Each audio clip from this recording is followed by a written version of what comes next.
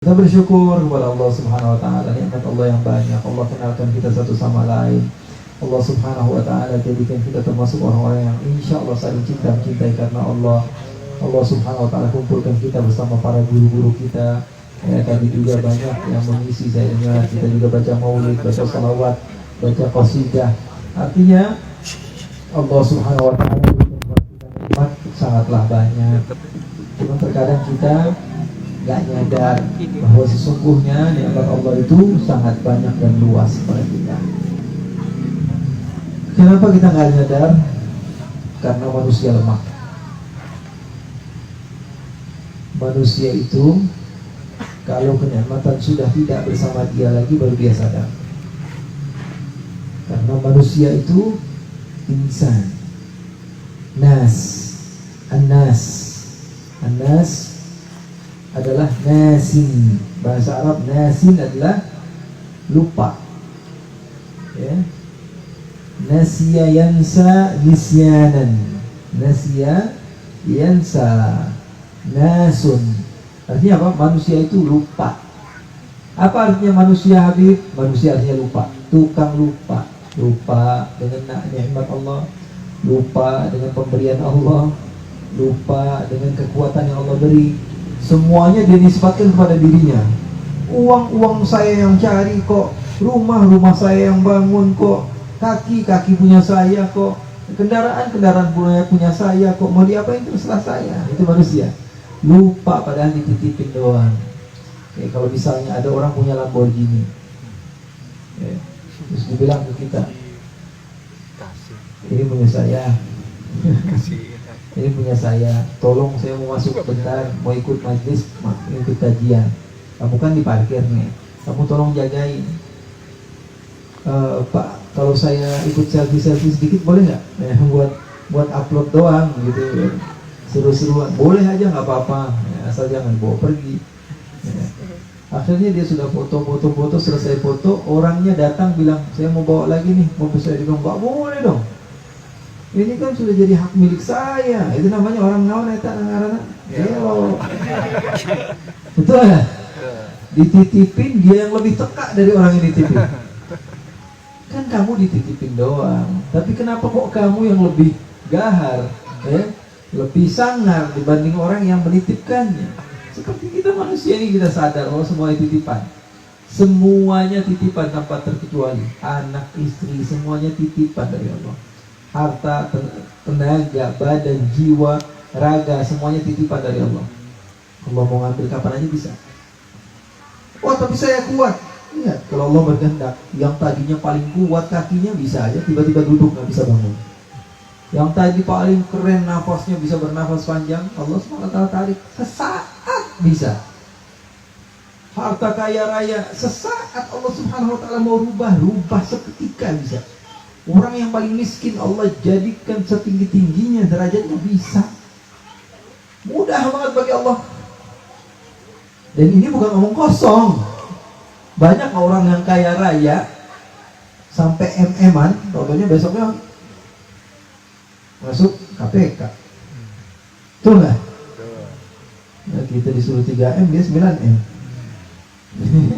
Artinya apa? Allah SWT kalau mau bolak-balikan itu gampang banget.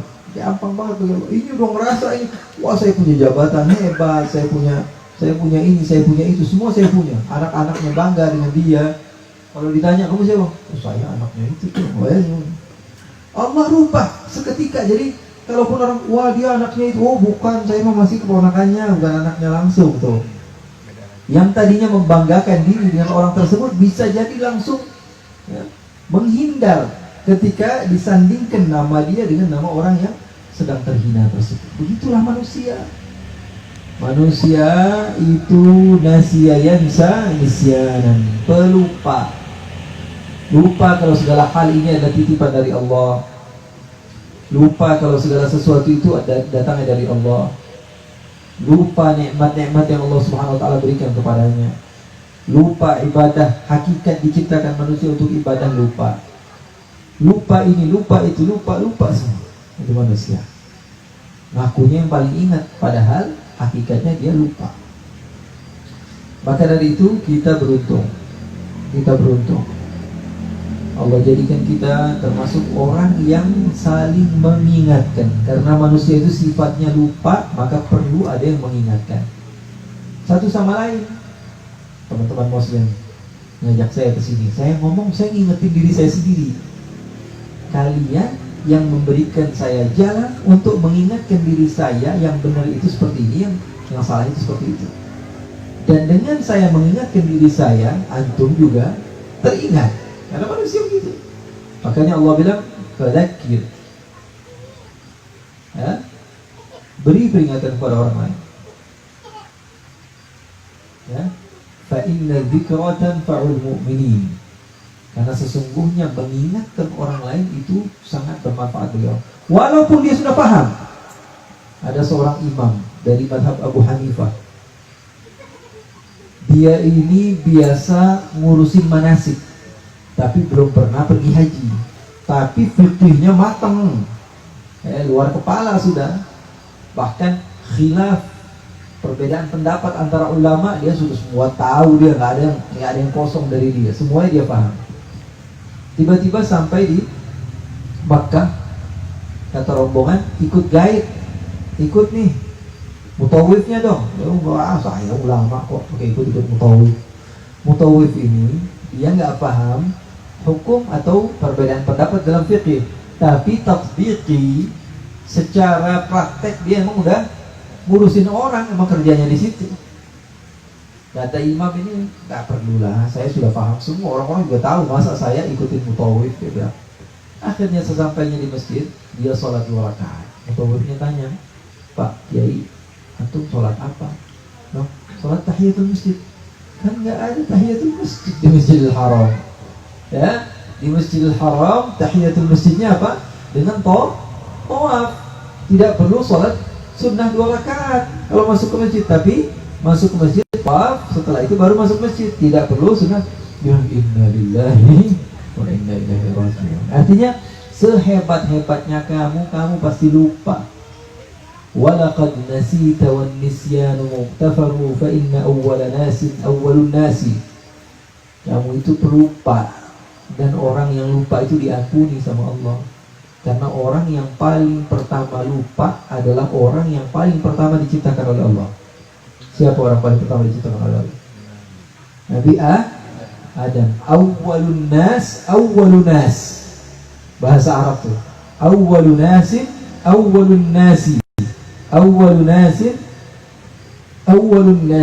Orang yang pertama kali lupa adalah orang yang pertama diciptakan oleh Allah. Kalimatnya sama tapi yang dimaksudkan berbeda. Nabi Adam, Allah bilang, wala taqraba hadhihi syajarata fatakuna minadh dhalimin. Jangan dekati. Besoknya bininya bilang, cakep tuh. Goyang. Sudah, yang penting nyenangin bini dulu lah, ikutin aja. Abis itu ya Allah, kan dilarang sama Allah, baru ingat. Kenapa? Manusia itu diciptakan dalam keadaan lupa, bahkan namanya aja lupa. Makanya tarbiyah seperti ini manfaat sekali. Ya, kita diingatkan oleh guru-guru kita bahwa kita ini pelupa. Kalau enggak, kita bakalan kira, wah, pahala saya sudah banyak nih, wah, saya sudah ngelakuin ini, sudah ngelakuin itu, saya sudah begini, saya sudah begitu. Yang disebut-sebut itu saja, padahal terkadang tong kosong nyaring bunyinya, kelihatannya doang keren, padahal isinya apa? Kosong, sama sekali tidak ada. Sepertinya ibadah tapi hatinya kosong kepada Allah, tidak dapat pahala sama sekali. Tidak akan mendapatkan pahala sedikit pun dari Allah Subhanahu wa ta'ala. Karena yang dia inginkan bukan Allah. Wa innama likulli imri'in ma nawa. Sesungguhnya bagi setiap orang itu apa yang dia niatkan. Saya niat nih supaya saya dapat pujian dari orang. Yang didapatkan pujian aja, pahala nggak dapat. Wa innama likulli imri'in ma nawa. Bagi setiap orang apa yang dia niatkan. Dia niatkan baik, baikan yang dia dapatkan. Dia niatkan keburukan, keburukan yang dia dapatkan. Nah, terkadang kalau seseorang itu meniatkan pahala di sisi Allah, pahalanya dapat, terus pujian orang dapat. Oke, Rasulullah katakan, "Wa man kanat hijratuhu lidunya yusibuha aw imra'atin yankihuha, fa hijratuhu ila ma hajara ilaih." Orang yang hijrahnya hanya berharap perempuan yang dia ingin nikahi atau dunia, harta yang dia kejar, maka yang dia dapatkan harta atau perempuan yang dia kejar itu saja. Akhirat dapat ya? Nggak dapat sama sekali. Makanya sayang sekali kalau kita datang ke majelis-majelis seperti ini, selain kita mendapatkan manfaat dari peringatan, kita juga mendapatkan pahala yang besar. Sayang sekali kalau kita tidak niatkan seperti itu. Makanya niat nawaina, itu kan? Nawaina kama nawa syekhuna. Kami niat sebagaimana niat guru-guru kami. Pahala Ustaz, insyaallah. Pulang dari tempat ini, kalau guru-guru kita kan biasanya apa? Paham gitu yang ada di otaknya. Kalau kita di sini mau ngapain? Ngumpul-ngumpul aja seru. Ya, satu tambahin lagi apa ya? Wah, ketemu Habib, ketemu Ustadz, dengerin ceramah. Oh, 2, alhamdulillah dapat. Apa lagi ya? Wah, makan-makan nih kayaknya ada nih. Nah, 3. Niatnya 3. Niatnya apa lagi? Nggak dibuka sama Allah Subhanahu Wa Taala. Karena apa? Karena tidak mendapatkan taufik. Tapi kalau ulama-ulama mereka katakan, ma akhadtu kitaban illa wa ma'i 70 niyyah. Saya tidak mengambil satu buku kecuali saya sudah memiliki 70 niat. Satu buku, satu kitab yang diambil, dia sudah punya 70 niat dulu.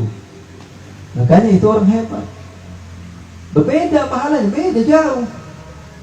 Kata Allah, kata Rasulullah SAW, farubba amalin qalilin katharathu niyyah. Berapa banyak amalnya kecil sedikit, tapi menjadi banyak pahalanya. Kenapa? Karena niatnya banyak. Niatnya banyak. Dulu ada seorang Habib namanya Habib Hasan bin Saleh Al-Bahar. Habib Hasan bin Saleh Al-Bahar. Ini orang alim luar biasa, abid, alim, rajin ibadah. Nah, karena orang alim nggak mesti rajin ibadah. Orang rajin ibadah banyak yang nggak alim. Oh, ini orang alim rajin ibadah. Namanya Habib Hasan bin Saleh Al-Bahar. Habib Hasan bin Saleh Al-Bahar ini orang alim luar biasa. Salah satu di antara muridnya namanya Al-Habib Abdullah bin Husain bin Tahir. Abdullah bin Husain bin Tahir punya murid di antaranya Al-Habib Abu Bakar Al-Attas. Al-Habib Abu Bakar Al-Attas punya murid di antaranya Al-Habib Ali Al-Habsyi. Al-Habib Ali Al-Habsyi punya murid di antaranya Al-Habib Abdullah bin Umar Asy-Syatiri. Al-Habib Abdullah bin Umar Asy-Syatiri punya murid di antaranya Al-Habib Abdul Qadir bin Ahmad As-Saqqaf. Al-Habib Abdul Qadir bin Ahmad As-Saqqaf punya murid di antaranya Al-Habib Abdullah bin Muhammad Baharun. Abdullah bin Muhammad Baharun punya murid di antaranya, kalau di aku, saya. Ya, kita cerita orang yang memang kita memiliki sanad guru kepadanya. Habib Hasan bin Saleh Al-Bahar. Beliau tawadhu'nya luar biasa. Pernah suatu waktu beliau ngajak muridnya, sudah jadi orang alim tapi masih mau belajar gitu. Sama muridnya, sama santrinya pergi ke daerah Zabid, luar Yaman Selatan, Yaman Utara belah ujung, sudah dekat ke Saudi. Di sana berjumpa dengan seorang syekh, orang syekh alim yang sudah tua, mu'ammar, sudah tua sekali. Lalu Habib Hasan bin Saleh Al-Bahar, sebagaimana ulama biasanya mereka mengambil sanad keilmuan, ijazah kepada guru-guru yang sudah tua supaya sanadnya tinggi, keilmuannya jelas. Maka Habib Hasan tadi bilang, Syekh, saya mau izin. Izin apa? Saya mau baca kitab, boleh nggak? Boleh, kata Syekh. Apa yang kamu mau baca? Kitab Sifatul Salatil Muqarrabin, sifat solatnya orang-orang yang sudah dekat dengan Allah. Kitab ini yang ngarang siapa? Habib Hasan sendiri. Yang ngarangnya siapa? Beliau sendiri yang mau baca kitabnya di hadapan seorang guru supaya apa? Mendapatkan pandangan sayang dari gurunya. Akhirnya kata beliau, baca. dibaca sama Hasan Sallallahu. Kitabnya tipis, menceritakan tentang bagaimana sifat sholat Rasulullah SAW dari awal sampai akhir. Setelah dibaca, gurunya ini nangis. Dan gurunya nggak tahu yang ngarang itu adalah Habib Hasannya sendiri yang lagi baca. Nangis, selesai baca, dibilang, wallahi, kata gurunya, demi Allah, wahai anakku, kitab ini tidak dikarang kecuali orang yang sudah mengamalkan isinya. Andai saja saya berjumpa dengan orang yang mengarang kitab ini, maka saya akan ambil kakinya dan saya akan cium. Maka muridnya mulai nih, murid Habib Hasan Al-Bahar lihat, wah ini guru saya dipuji, mau ngomong ini yang ngarang ini beliau langsung. Diam kamu, gak usah ngomong. Biarin pahalanya di sisi Allah Subhanahu Wa Taala, karena manusia itu gak bakalan bebas dari apa namanya, yang namanya sombong. Wah saya ini dulu orang jahat, Bib. Saya orang gak benar. Terus ngapain ngomong kayak gitu? Ngapain? Oh saya dulu pernah semua maksiat pernah saya cobain. Mau ngapain bangga sama maksiat seperti itu? Mau bilang kalau kamu sekarang orang baik? Kan begitu pahamnya kita. Mau bilang apa? Kamu ngomong kayak gitu biar bilang apa? Oh sekarang saya sudah keren, sekarang saya sudah hijrah, sekarang saya orang dekat sama Allah. Berarti kan kamu kibir itu namanya. Oh supaya dicontoh-contoh, apa yang dicontoh? Orang yang baik menuju kepada jalan yang lebih baik itu jauh lebih hebat daripada orang yang jahat kepada jalan yang baik. Nah, jadi nggak ada. Terkadang kita ini terkecoh, terlalu asik gitu, dibawa setan. Ini sepertinya ibadah, padahal itu adalah kesesatan di atas kesesatan. Makanya perlu kepada murabbi yang mentarbiyah, biar kasih tahu jalan yang benar tuh yang kayak gini. Kadang-kadang apa? Setan bikin digambar-gambarin begini, ini bagus, ini bagus. Ternyata apa? Masuknya ke neraka.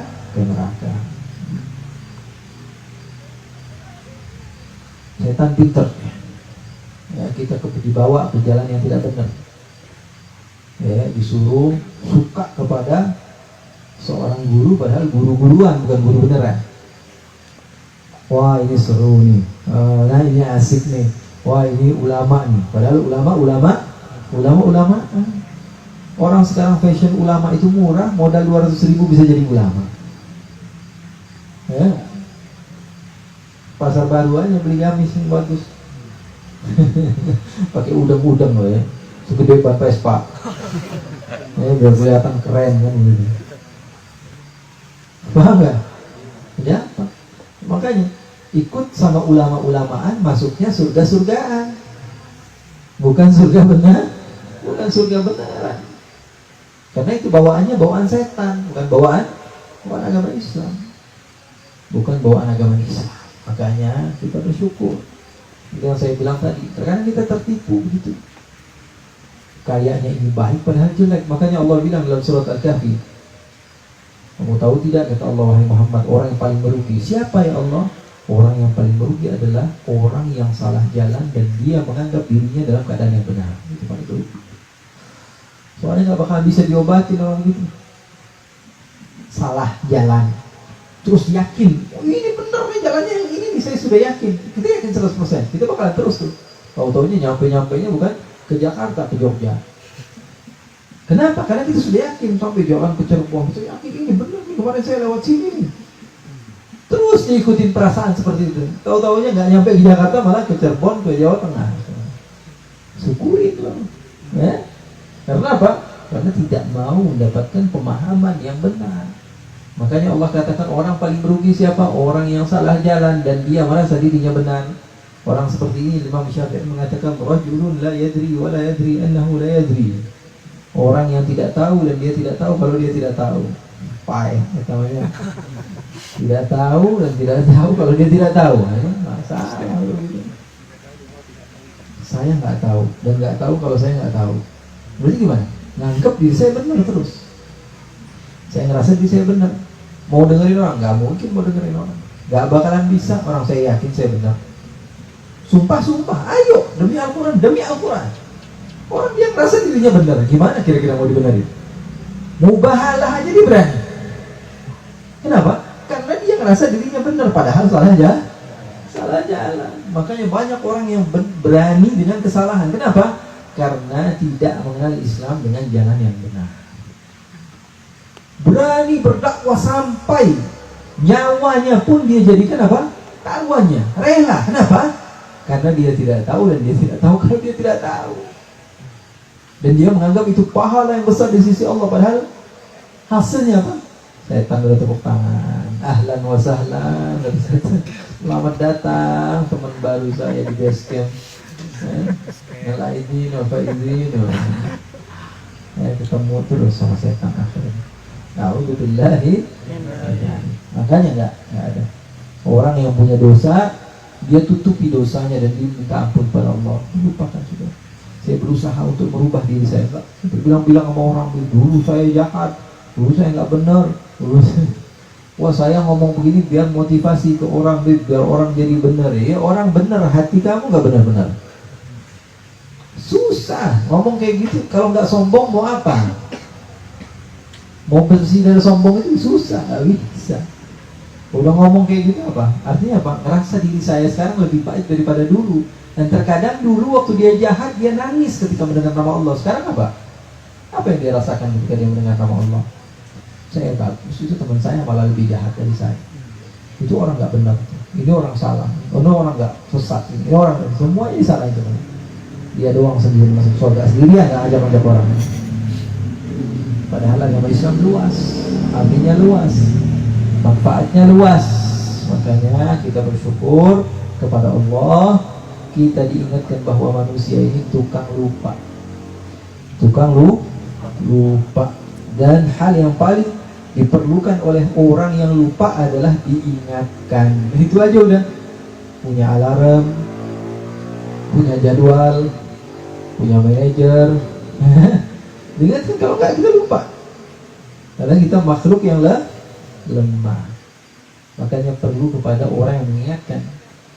Fa innal dzikra tanfa'ul mu'minin, kata Allah, karena sungguhnya mengingatkan sangat membawa manfaat bagi orang yang beriman. Oleh karena itu, insya Allah mudah-mudahan kita rutin nih kayak begini, kumpul sama muslim ya, setiap tahun sekali ya. Lamaan banget ya. Bulan sekali misalnya. Mudah-mudahan Allah kasih umur, kasih usia yang panjang, Allah angkat corona ya, semua Allah subhanahu wa ta'ala angkat penyakit-penyakit taun dan semisalnya. Kita diberikan kesehatan. Udah rindu sekali majelis taklim ini, nggak dibatas-batasin begitu ya. Nah, mudah-mudahan milad NCR bulan April sama muslim juga nanti insya Allah udah kelar ini corona ya. Harusnya tahun kemarin kita bikin sesuatu yang wah sekali, tapi tahu-tahunya udah mau April lagi aja ya. Sudah 2021 aja. Mudah-mudahan dengan adanya musibah ini Allah ngingetin kita, karena kita lupa. Seru-seruan terus keluar ya, seru-seruan terus kenal orang satu sama lain. Allah ingetin, kamu itu lupa bahwa hidup itu sementara.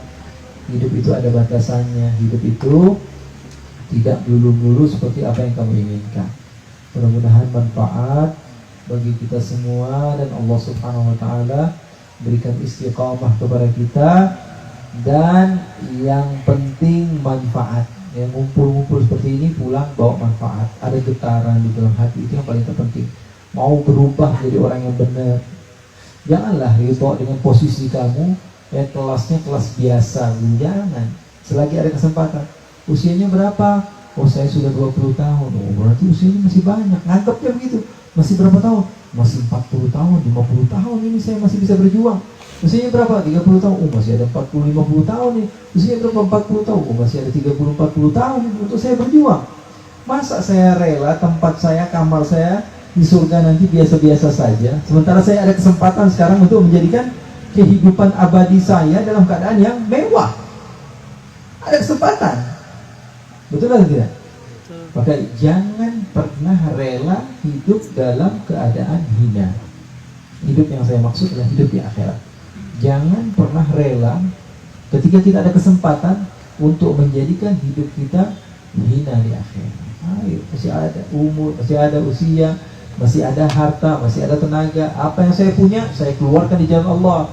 Karena saya pesennya kamarnya VIP nanti di surga. Nggak mau yang biasa-biasa. Orang ada kesempatan Allah bisa kasih pilihan, kenapa harus saya pilih yang biasa-biasa saja? Mudah-mudahan manfaat bagi kita semua, dan Allah Subhanahu wa taala jadikan kita termasuk orang-orang yang saling cinta mencintai karena Allah, dan Allah Subhanahu wa taala berikan kepada kita keberkahan usia, umur, dan insya Allah Allah jumpakan kita lagi nanti di waktu dekat insya Allah. Amin ya rabbal alamin. Untuk sahabat-sahabat yang mau bertanya silahkan bertanya. Silakan yang mau memberikan pertanyaan ya biar dari ikhwan.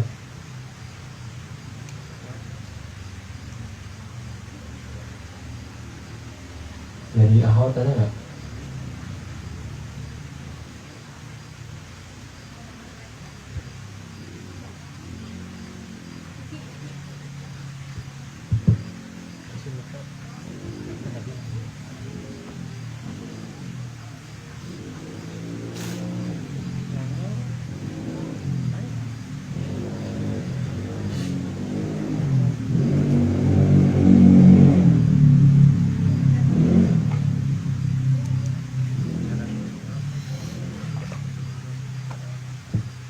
Assalamualaikum warahmatullahi wabarakatuh.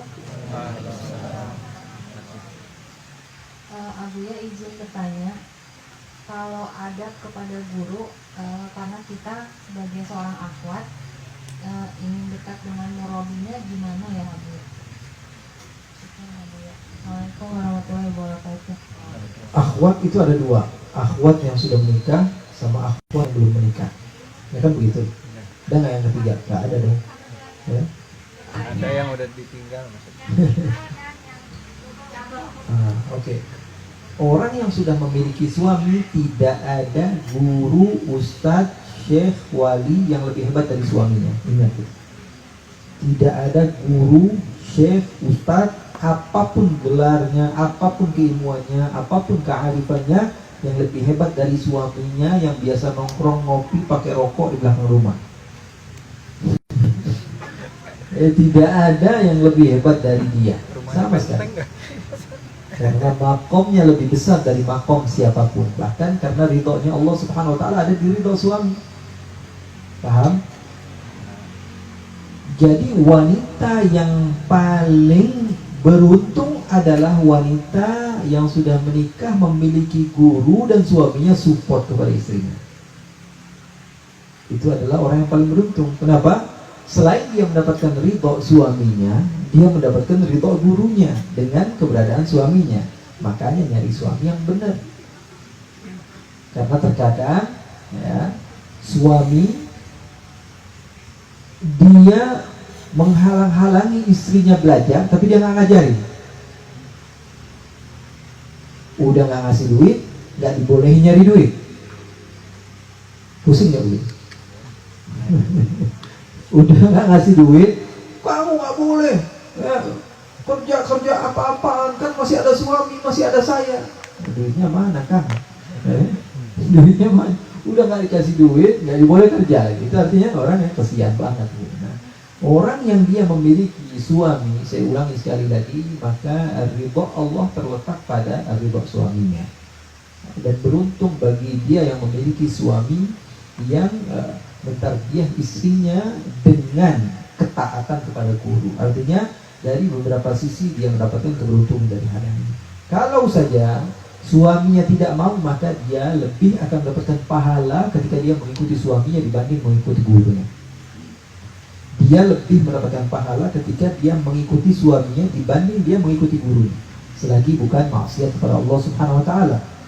Selagi bukan maksiat kepada Allah Subhanahu wa taala. Kalau hanya sekedar sesuatu yang nafilah, sesuatu yang tidak sampai kewajiban, maka suami jauh lebih dikedepankan dibanding siapapun. Kalau ini masalahnya ini akhwat-akhwat yang masih muda-muda, ini gimana cara supaya saya ikut taat kepada guru, kata gurunya nikahin saya, gitu kan? Kadang-kadang enak banget bilang kalau nggak nikah sama saya nanti saya nggak kasih ridho. Nyata namanya nikah. Itu mah modus namanya, jual ilmunya buat nikah, ya, sesuatu yang hina sekali. Ya, dia jual ilmunya, ayat Al-Quran, hadis Rasul, hanya untuk mendapatkan hati seorang wanita. Ya. wanita sesaat, tidak lama, kenikmatan tidak lama. Nah, jadi bagaimana cara-cara hormatnya? Batas-batasan, larangan-larangan Allah dan perintah-perintah Allah ada, jelas. Ikuti perintah Allah, jauhi larangan Allah. Terus gimana cara supaya guru saya ridha? Ikuti perintahnya selagi mengikuti perintah Allah dan Rasulnya, jauhi larangannya selagi mengikuti larangan Allah dan Rasulnya. Terus kalau saya ini sudah sayang banget sama guru saya, gimana Bu ya? Doain terus biar sehat, itu kan sayang. Terus mau ngapain? Kirim surat, jangan nikahi saya. Ya kan orang sekarang arti sayang sama cinta itu harus bersama, tidak pasti. Berapa banyak orang berjauhan namun hatinya berdekatan. Betul nggak? Berapa banyak yang begitu? Berapa banyak orang yang dekat malah justru menjadi apa? Pusing aing, nyari banget sih. Kan begitu. Rudet. Nah, betul nggak? Kata sebagian ulama sastra, dia katakan apa? Talabtu bu'dad dari ankumu litaqrabu. Sesungguhnya saya mencari supaya jauh darimu supaya saya semakin dekat. Tuh, cakep gak? Saya sengaja menjauh supaya saya lebih dekat. Karena sesungguhnya kedekatan terkadang bikin orang bosan. Tapi semakin jauh baru kerasa tuh kangen sama rindunya. Ditahan-tahan. Harusnya ketemunya lebih siang. Ini kok jadi tambah lagi. Itu sengaja terkadang orang bikin begitu. Ya. Saya mencari kejauhan darimu supaya apa? Supaya semakin dekat, semakin akrab, semakin rapat. Itu sengaja. Ya, kalau coba dari angkumu kita prabu. Saya sengaja menjauh supaya saya bisa mendekat. Begitu. Jadi kalau akhwatnya masih muda, terus dia sayang sama guru, doain gurunya. Ya Allah, mudah-mudahan guru saya langgeng sama istrinya.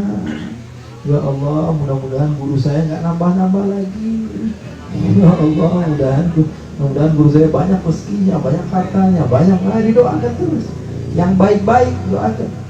Nah, itu tanda batasan-batasan di dalam mengikuti atau mencari ridho seorang guru. Ya, sukseskan setiap majlis-majlisnya, sukseskan setiap program-program yang dia buat.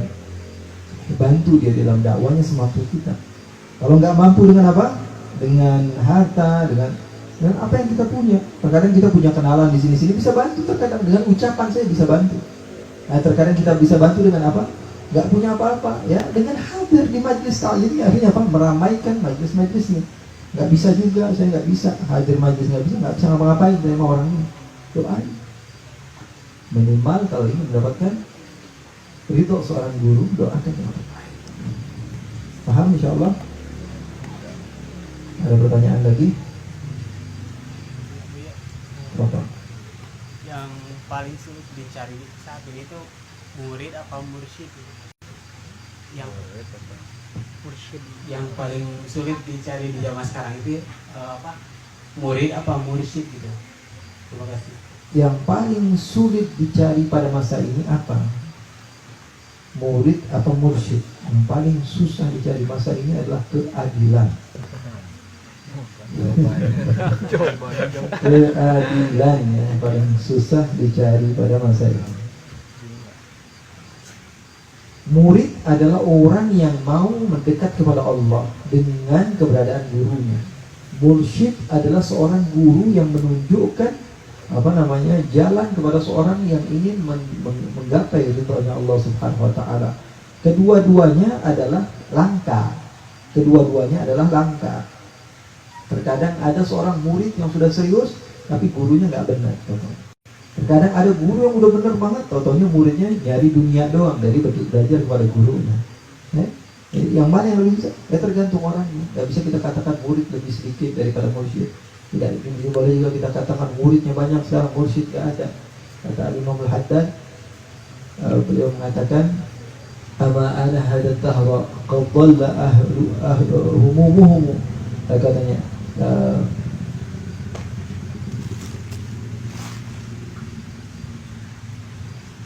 kata Al-Habib Abdullah bin Hasan bin Tahir, kata Al-Habib Abdurrahman bin Faqih, Beliau katakan, Habib Abdurrahman Allamatud Dunya di Hadramaut, ya, guru sekaligus murid Al-Imam Al-Haddad.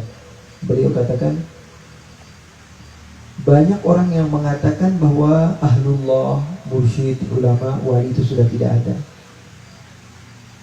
sudah nggak ada lagi, ya. Habis. Banyak kan orang ngomong gitu, sekarang mau cari ulama yang benar itu susah, ya, mau cari wali-wali itu susah. Kata beliau, kalla walakin jallau an antarahum a'yunul juhali. Beliau katakan, sebenarnya enggak sih, sebenarnya banyak, cuman mata kita aja yang lebih banyak su'udonnya dibanding husnudonnya. Sebenarnya mereka banyak, ulama-ulama ahlullah yang istiqamah itu banyak, cuman kita ini husnudonnya kebesaran, su'udonnya kebesaran, sehingga kita tidak memandang kebaikan orang lain. Ya, last terakhir ada yang dari gas kan? Oh, gimana kan tadi kata Habib husnuzon dan suudzon ya. Gimana kita tuh caranya untuk bisa berhusnuzon terus gitu sama orang gitu. Sedangkan di masa zaman sekarang banyak fitnah-fitnah yang membuat kita suudzon terus itu sama orang. Cari tahu manfaat suudzon apa? Jawabannya, cari tahu manfaat suudzon itu apa. Manusia itu umumnya melakukan sesuatu supaya mendapat balasannya. Kerja biar dapat gaji. Kalau kerja nggak dapat gaji, mau ngapain? Betul nggak? Kamu mau nggak kerja sama saya sebulan tapi gaji nol? Ada yang mau? Siapa yang mau? Gelo yang mau ya? Kerja setiap hari tapi nggak dapat gaji, buat apa? Nggak ada yang mau. Segala sesuatu itu, ya, perlu kepada hasil. Melakukan suatu, kita bahkan sholat aja pengen surga, betul nggak? Kita ibadah pengen surga, artinya apa? Ada timpal balik. Melakukan sesuatu, ingin sesuatu, cari tahu manfaatnya saya suudzon apa? Apa kira-kira? Coba sebutin. Ada 5 misalnya. 1,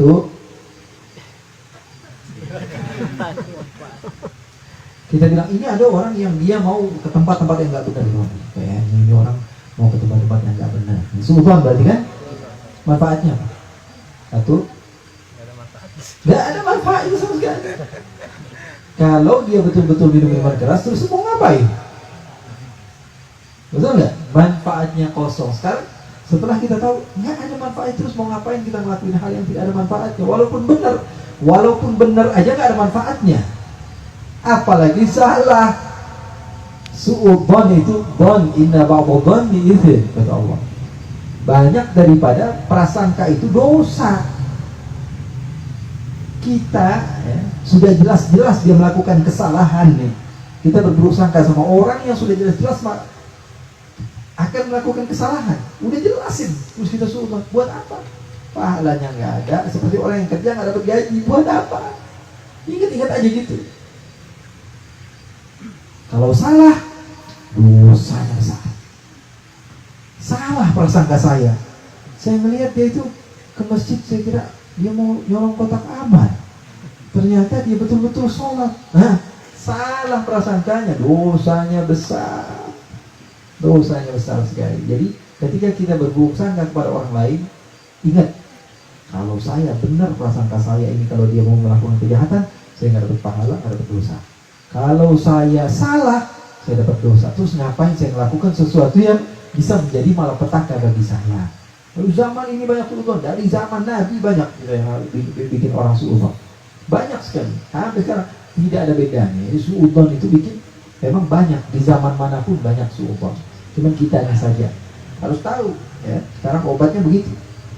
Kita cari tahu ini manfaatnya apa. Ternyata tidak ada manfaatnya, maka tinggalkan. Wallahu a'lam.